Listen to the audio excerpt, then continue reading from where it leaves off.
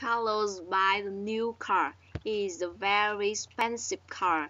It is a huge, blue, fast car.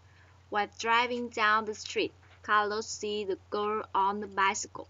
She has long blonde hair and is beautiful. He yells to her, "What's up?" She ignores him.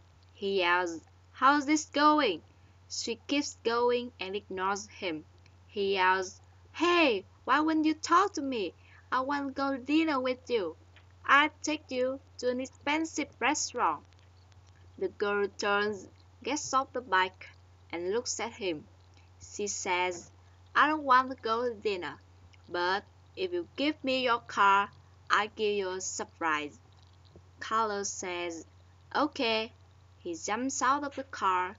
He gives her the keys and says, "Here are the keys."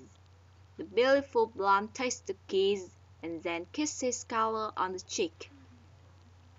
Then she jumps into the car and drives away. Carlos stands on the sidewalk. Now he has no car and no girl. He says, "That's this? Just a kiss on the cheek?"